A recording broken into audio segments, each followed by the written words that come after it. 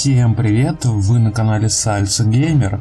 Уже год назад на DC Fandom было анонсировано продолжение трилогии о похождениях Бэтмена. Новая игра от Rocksteady сюжетно не связана с предыдущими частями, но в основе игрового процесса будут лежать все те же механики. Сегодня мы вам расскажем обо всем, что известно о проекте Gotham Knights. Ключ на старт, поехали!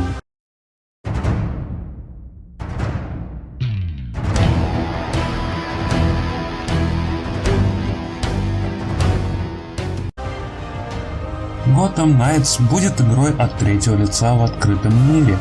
Игра начинается с того, что великий и ужасный темный рыцарь получит приглашение на суд сов. По крайней мере, на это всячески намекает твиттер разработчика. Суд сов – это организация, которая долгое время тайно руководила Готэм-Сити. С этой встречи Брюс Уэйн не надеется вернуться живым и оставляет для своей Бэт-семьи послание. Все это только пока догадки, не судите строго.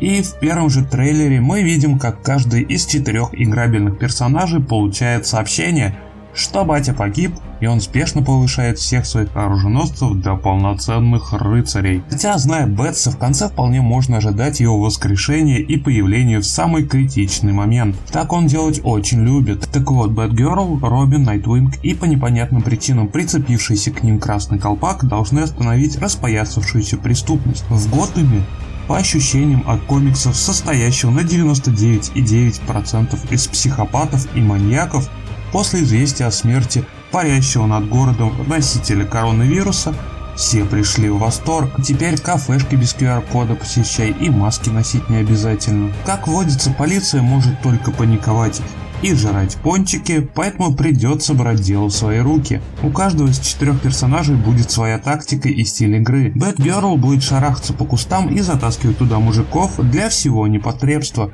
Робин тоже будет шмыгать по темным закоулкам, но будет больше полагаться на свои гаджеты, чтобы заманивать туповатых шестерок туда, куда ему нужно. Найтвинг будет вступать в открытые схватки и помогать себе с помощью гаджетов. Ну а красный колпак просто поехавший Робин, который предпочитает стрелять, нежели разговаривать, и все эти песни про ценность каждой человеческой жизни, веру в добро его не волнуют.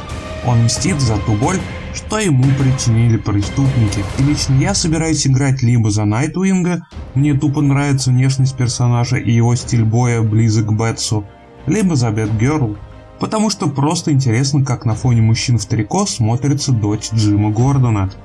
Помнится, в предыдущих играх серии за женского персонажа женщину-кошку игралось очень даже бодро и ничуть не хуже, чем за самого батю. А за кого будете играть вы?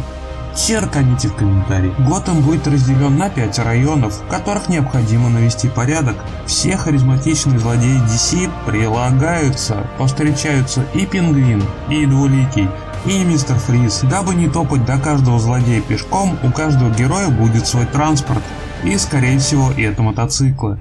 Гораздо лучше и интереснее колесить по городу на таком транспорте, чем на неповоротливом Бэтмобиле. К тому же есть шанс, что не появится унылый отстрел дронов Бэтмобилем. В схватке с мастером рукопашного боя Дэвстроуком ждешь крутого рукопашного боя, как в Бэтмен Origin, а не унылый отстрел дронов до победного, как в 3-й части. Пока доступна нарезка геймплея только за женскую половину команды.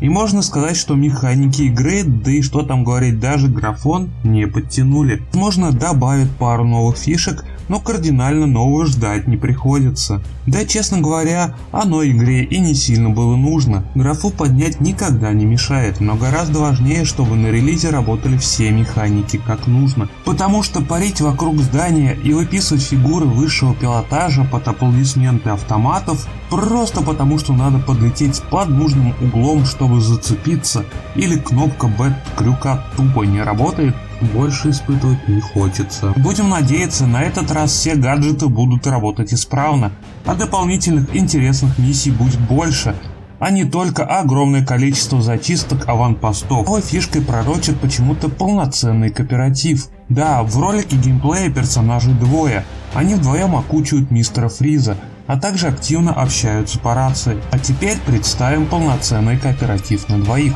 Если вы играете с другом, то договориться, куда идти и с кем драться еще можно.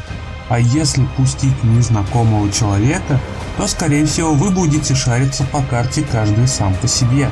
А уж если вам попадется при такой игре мамкина киберкотлета, то вы через полчаса рискуете увидеть финальные титры игры, даже не выиграв и у первого босса.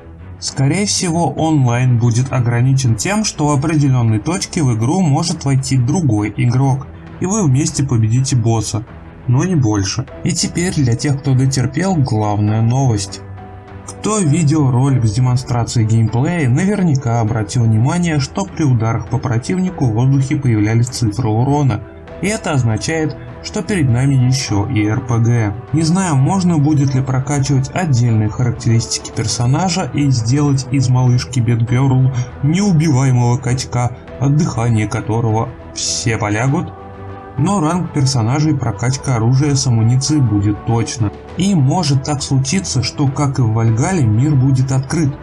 Но ранговая система не позволит вам бить всех подряд. И с одной стороны это хорошо, ведь тогда игрок будет следовать по строго заданному сценаристам сюжету, и в нем не будет нестыковок. А с другой стороны, игра может превратиться в сплошной гринд во имя левел-апа. И это все, что известно о проекте на данный момент. Игра выйдет уже в 2022 году, но пока заявлен только английский язык. Я уверен, на 100% русский в ней будет. Всем спасибо за внимание, не забудьте прожать лайк этому видео и подписаться на канал, чтобы не потерять в море ютуба наш контент. Пока-пока и не бомби по пустякам.